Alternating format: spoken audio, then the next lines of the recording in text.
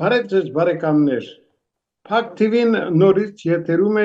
եւ մենք հերթական ուղիղ կապ ենք հաստատել Երևանյան տաղավարի հետ, ուր մենք այսօր հյուրընկալել ենք մեր լավագույն քաղաքագետներից մեկին, ԱԺՊ խորհրդի անդամ Արա Պապյանին։ Բարև ձեզ, պարոն Պապյան։ Բարև ձեզ, պարոն Ղուշյան։ Դե տեսնում եք, զարգացումները այնքան արագ են տեղի ունենում ամենուր, որ կարծես թե մենք պարտավոր ենք սկսել երևի Իրան-Իսրայել հակամարտությամբ։ Այս պատերազմը դեռ ինչպես ասում են, երկար է տևելու, ինչ եք կարծում։ Կարծում եմ դեռևս մի 2 շաբաթ կտևի այս պատերազմը, որովհետև խնդիրներ կան լուծելիք երկու կողմից եւս։ Իսրայելը պիտի վերջնական փուլի հասցնի Իրանի ատոմային կարողությունների ոչնչացումը, իսկ Իրանն էլ պիտի փորձի հնարավորինս շատ վնաս պատճառել Իսրայելին։ Այստեղ կարծում եմ կարևորագույն գործոնը, որ այս պահին անորոշ է, բայց թեքվում է կարծես դեպի ներգրավման կողմը, դա Միացյալ Նահանգների հնարավոր ներգրավումն է օդային հարվածներին Իրանի ատոմային կարողություններին, մասնավորապես այդ Ֆարդա կոչեցյալ գործարանին, որը գտնվում է բավականին խորքային պաշտպանված վիճակում, որտեղ առաջնային խնդիրը այս պատերազմի կարծում եմ Իրանի ատոմային հնարավորությունների ոչնչացումն է, իսկ երկրորդ ածանցյալը իշխանափոխության քայլեր անելը, կաջողի թե չէ դա կյանքը ցույց կտա, բայց ամեն պարագային ես կարծում եմ, որ Իրանը այս պատերազմից հետո բնականաբար մեծ բարեփոխումներ է անցնելու, որովհետև հնարավոր չէ նման իրավիճակից հետո պահպանել ամեն ինչ նույնությամբ։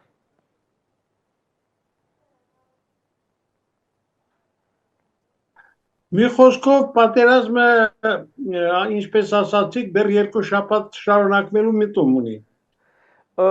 Իսրայելը հայտարարել էր ամենասկզբում, որ 2 շաբաթ է նախատեսում պատերազմի համար, Նաթանյահուն էր ասել, ես կարծում եմ մի քանի օր ավել կձգվի, այստեղ կարևորն այն է, թե Միացյալ Նահանգներն ու Իրանը ինչ համաձայնություն կգան ատոմային ծրագրի շուրջ, որովհետև հիշեցնեմ ձեզ եւ հեռուստադիտողներին, որ պատերազմի ուրբաթ օրը սկսեց, Կիրակի օրը, դրա հաջորդող Կիրակի օրը նախատեսված էր ամերիկա-իրանական բանակցությունների հերթական փուլը եւ ամերիկացիները կարծում եմ օգտագործելու են այս, այսպես ասենք, Իրանի լուրջ կորուստները ավելի Իրանին դարձնելու ավելի ճկուն, ավելի զիջող եւ դրա մասին արդեն Թրամփը սկսել է ավելի բարձրաձայն խոսել, բարձրաձայնել այդ կարծիքը։ Դե իհարկե մեր ունկնդրին հետաքրում է Միացյալ Նահանգներ, Ռուսաստանի Դաշնություն այս հետագա զարգացումների վերաբերյալ ձեր կարծիքը, որովհետև Թրամփը շատ ամեն անգամ մի ինքնատիպ հայտարարությամբ է հանդես գալիս, ձեր կարծիքով այս ոլորտում ինչպիսին է ռեալ իրավիճակը։ Երբ մենք նայում ենք քարտեզին հարավային Կովկասին, ապա տեսնում ենք, որ այդ Կովկասից հարավ Իրանը պատերազմի մեջ է եւ Կովկասից հյուսիս Ռուսաստան, Ուկրաինան պատերազմի մեջ են։ Ըստ էության այդ մեր փոքր տարածաշրջանն է մնացել համեմատաբար կայուն եւ ոչ պատերազմի մեջ դեռևս։ Ասում եմ դեռևս, որովհետև մենք գիտենք, որ Թուրքիան եւ Ադրբեջանը միասնական զորավարժություններ են անում հիմա Նախիջևանում եւ եթե պահը իրենց համար նպաստավոր լինի, կարծում եմ չեն վարանի օգտվելուց։ Իսկ պահի նպաստավորությունը ո՞րն է, որ ձեր նշած Ուկրաինա-Ռուսաստան պատերազմը շարունակվում է, առանց այն էլ այդ հսկայական ուշադրություն եւ ռեսուրսներ էր գրավում, հիմա դրան գումարվել է աշխարհի առումով ես նկատի ունեմ, մեկ այլ կիզակետ, որը շատ ավելի այսօր ուշադրություն ու ռազմական կարողություններ է խլում, Իրանն ու Իսրայելը։ Ստացվում է, որ նախ առաջինը Ուկրաինայի եւ Ռուսաստանի պատերազմը ստվերվելով հնարավորություն է տալի կողմերին ավելի աննկատ այդ պատերազմը շարունակել, աննկատ ես նկատի ունեմ այն, որ կիրառել նաև խաղաղ բնակավայրերի դեմ ավելի շատ հրթիռակոծում, դա շարունակվելու է։ Ռուսաստանը իհարկե այս պատերազմից ուժող կողմ է, նկատի ունեմ Իսրայել-Իրան, որովհետև Իրանը դադարեցրել է շահիդների վաճառքը Ռուսաստանին, դադարեցրել է դրանց պահեստամասերի վաճառքը եւ այլն, որ նշանակում է Ռուսաստանի զենքը հատկապես դրոններով քչանալու է։ Մյուս կողմից չնայած տարբեր խոսակցություններին դեռ չենք տեսնում Թրամփի կտրուկ որոշումը Ուկրաինայի նկատմամբ, անընդհատ ինչ-որ ժամկետներ աննշում, անընդհատ սպառնալիքներ հնչեցնում Ռուսաստանի հասցեին, բայց լուրջ դեռ քայլերի չի դիմել։ Բայց կարծում եմ դրանք անցնեն Իրանի հետ խնդիրները լուծելուց հետո։ Այնպես որ, այսպես ասենք, Հայաստանի տեսանկյունից եթե նայում ենք, մենք թևակողել ենք մի բավականին լուրջ եւ վտանգավոր, ավելի վտանգավոր քան առաջ ժամանակաշրջան, բայց որը ըստ հանգամանքների մեզ համար կարող է լինել ծանր եւ վտանգավոր, բայց նաեւ մեծ հնարավորություն կա նպաստավոր վիճակ։ Եթե օրինակի համար, ասենք Իրանում արագ բարեփոխումների գնան եւ ասենք լեզու գտնեն արևմուտքի հետ, որովհետեւ եթե Իրանը եւ արևմուտքը բարելավեն հարաբերությունների, Իսրայելի հաջորդ թշնամին դառնալու է Թուրքիան եւ Թուրքիա-Իսրայել հարաբերությունների սրումը բնականաբար դա մեզ սեռ է տալիս, որովհետեւ Թուրքիան իր այդ ռազմատենչ ցանկությունները կփորձի հագեցնել հարավում եւ ոչ թե մեր նկատմամբ։ Հիշեցնեմ ձեզ, որ երեք Նաթանյահուն հերթական անգամ կներեք, Էրդողանը Նաթանյահուն հերթական անգամ համատեց Ադոլֆ Հիտլերի հետ, Իսրայելը նացիստական Գերմանիայի եւ այլն։ Հռետորաբանության առումով երկու երկրները իրար դեմ այսօր շատ ծանր մեղադրանքներով են հանդես գալիս, հետեւաբար Իրանի չեզոքացումից հետո Իսրայելի գնալու է հերթի մեջ կանգնած Թուրքիայի հետևից։ Այսինքն ուզում եք ասել, որ Թուրքիայի հետ կապված խնդիրներ անպայման լինելու են մոտապարայում։ Այո, այդպես եմ կարծում, մենք նախորդ հաղորդումների ժամանակ նշել ենք, երբ որ Սիրիայի մասին էինք խոսում, ակնհայտ է, չէ, որ Սիրիայում իշխանության են բերվել այդ իսլամիստները, դրանք պրո-թուրքական ուժեր են եւ թուրքերի կողմից աջակցվող եւ իրենք տրամադրված են Իսրայելի դեմ կամ նաև այլ, այսպես ասենք, ազգային կրոնական փոքրամասնությունների, դրուզների դեմ, ալևիների դեմ եւ այլն։ Դա կա։ Նաև Էրդողանը բազմիցս հանդես է եկել Երուսաղեմը ազատագրելու կոչերով եւ այլն եւ այլն։ Պարզապես հիմա ոնց որ ասած Արևմուտքը Թուրքիայով այդքան չի զբաղվում, որովհետև Թուրքիան չի, որ գործնական քայլեր է անում, ասենք Իսրայելի ոչնչացման։ Իրանն է, չէ՞ դրա մասին հայտարարում։ Իրանը այն երկիրն է աշխարհում, որ իր պաշտոնական փաստաթղթերում որպես նպատակ արձանագրած է Իսրայելի ոչնչացումը, եւ սա շատ կարեւոր հանգամանք է այն առումով, որ սա հնարավորություն է տալիս նախահարցակ գործողություններ կատարել Իսրայելին եւ արդարացնել իր քայլերը, ասելով, որ բնական է, եթե կա մի երկիր, որը մեզ ուզում է ոչնչացնել եւ օժանդակում է հակաիսրայելական ուժերին, մենք լրիվ իրավունք ունենք կանխարգելիչ հարվածներ հասցնելու։ Դրա համար, կրկնում եմ, բարելավումը Իրանի եւ Արևմուտքի միջեւ կբերի նրան, որ Իսրայելը հնարավորություն կտա իրեն ատող այսպես ուժեղ ատող երկրներից մեկի Թուրքիայի հետ այս լարվածությունը գործնական հակամարտության վերածելու։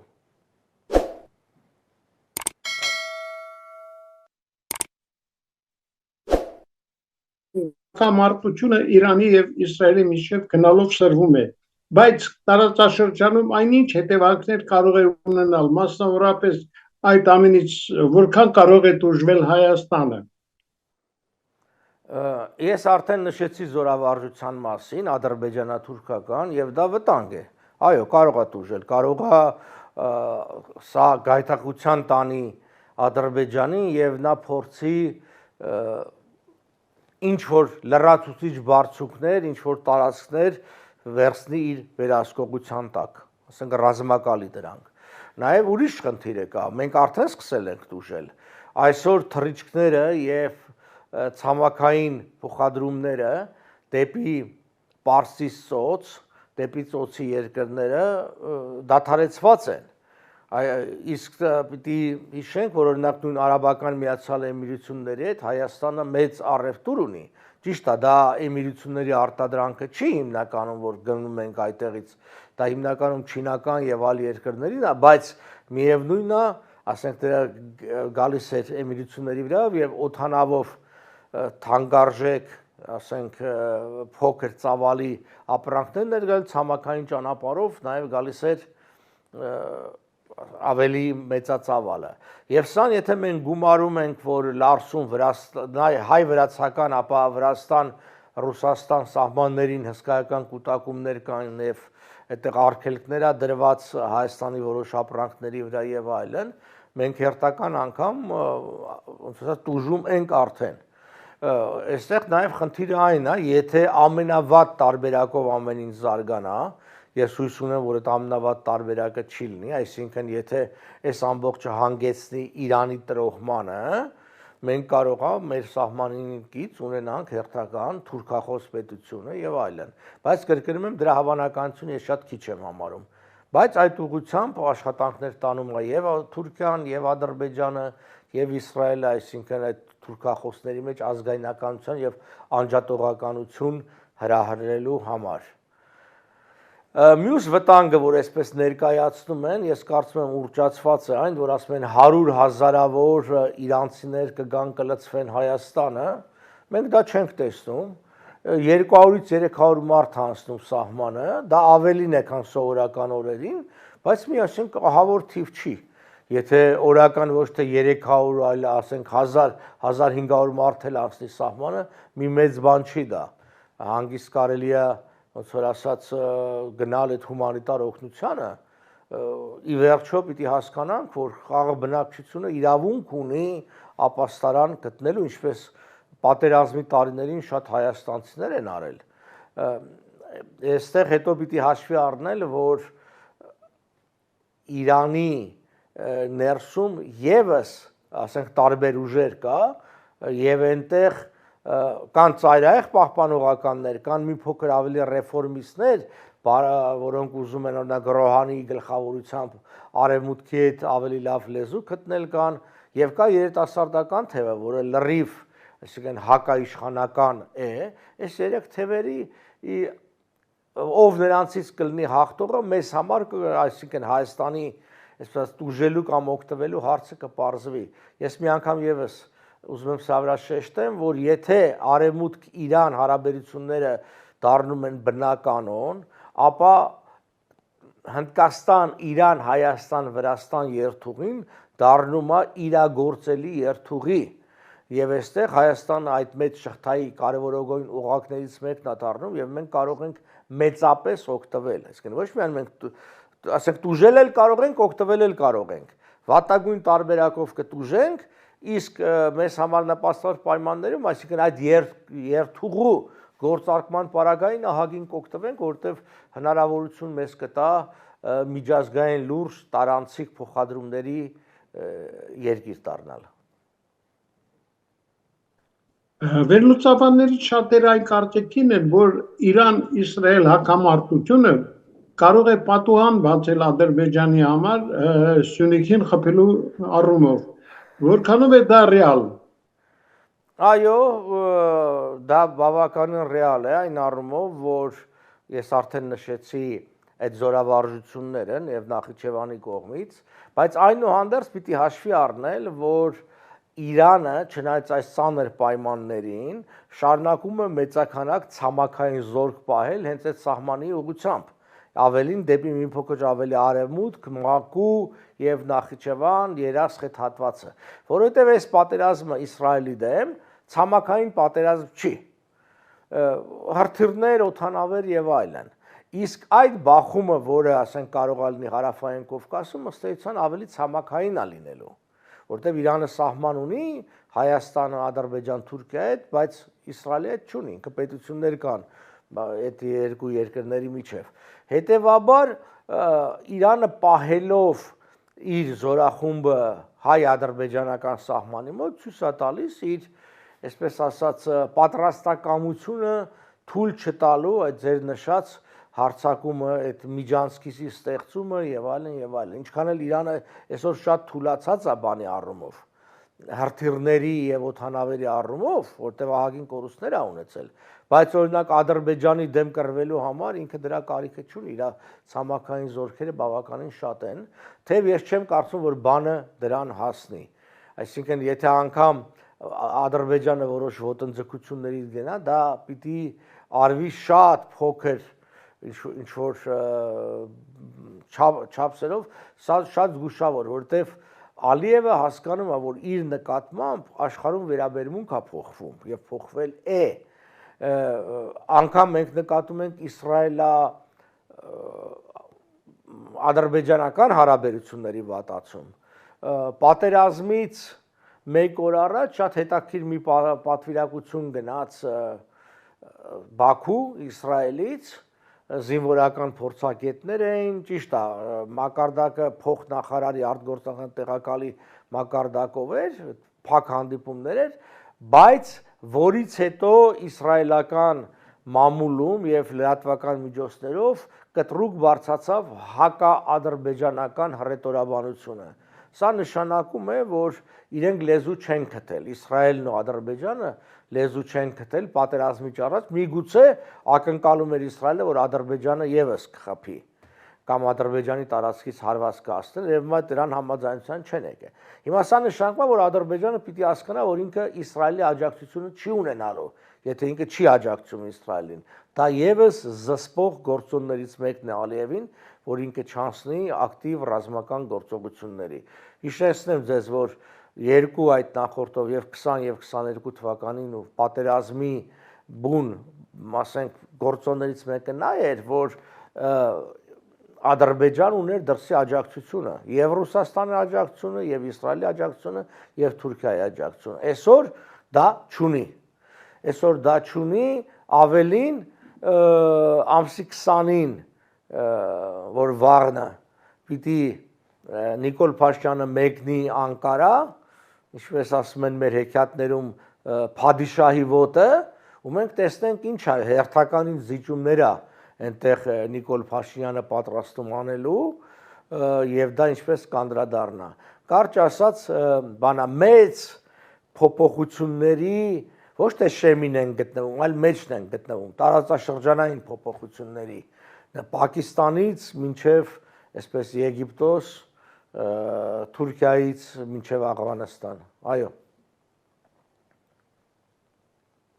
Պարոն Պապյան, իհարկե մեզ համար շատ կարևոր է նաև Ռուսաստան-Ուկրաինա հակամարտության, այսպես ասած, շուտապույտ ավարտը, որովհետև հայտնի չէ, թե ինչով այն ի վերջո կավարտի եւ դրանից որքան կարող է տուժել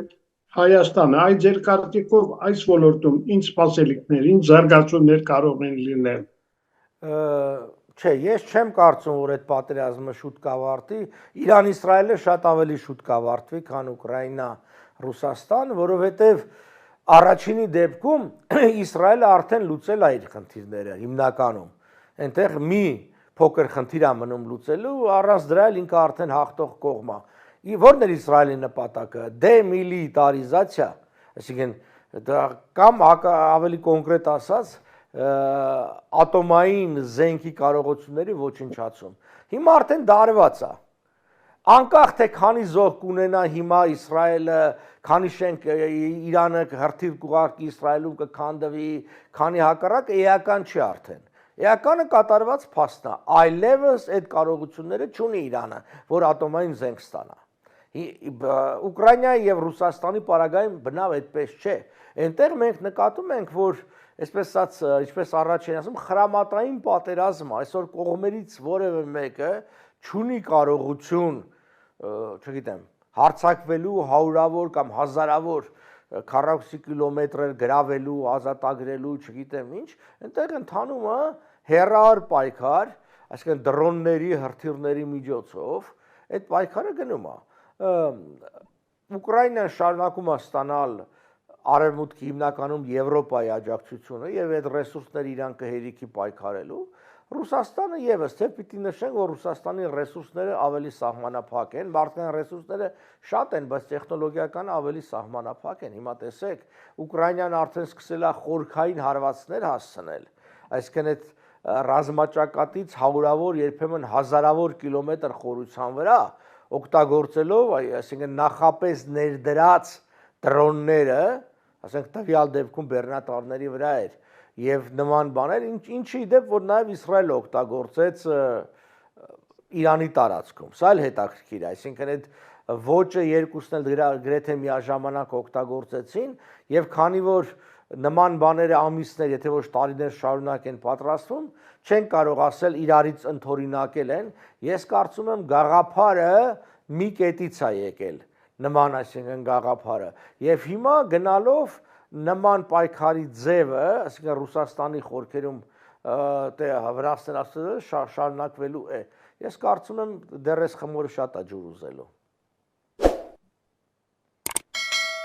Մի խոսքով զարգացումների սպասենք առաջիկայում։ Այո, եւ ես կարծում եմ առաջիկա 24-48 ժամը կամ մի քիչ ավել ցույց կտա մի շատ կարևոր հանգամանք։ Ես ամենասկզբում ասացի, որ Տրամպը դեռ վերջնական որոշում չի կարողանում կայացնի Ամերիկայի ներգրավվածության առումով։ Հիմա կան փաստեր, որոնք վկայում են, որ Միացյալ Նահանգները պատրաստվում են ներգրավվելու եւ հարվածներ հասցնելու։ Խոսքը դրա մասին է, որ Միացյալ Նահանգները արդեն 2 տորմիղ ուղարկել են Պարսից ծոց, մի տորմիղ եկել է Միջերկրականի արևելյան ափերը, Դիոգո Գարսիա իրենց այդ հնդկական օվկիանոսում գտնվող կղզի ռազմաբազայում տեղակայվել են նոր, այսինքն նոր այն առումով նոր, որ այդտեղ չէին տեղակայվում, հիմա տեղակայված են հատուկ ինքնաթիռներ, որոնք ի վիճակի են 10 տոննանոց ռումբեր եւ հրթիռներ կրել, որոնք հնարավոր է, ամենամեծ հնարավորությունն ունեն քանդելու, ավիրելու երկրի ընդերքում սարերի մեջ փորված, բետոնապատված, ամրացված այդ ուրանիումի հարստացման լաբորատորիաները։ Հիմա սա կարող է լինի երկու բանի համար։ Մեկը որ իսկապես այս ճանապարհով պատրաստվում են ներգրավվել,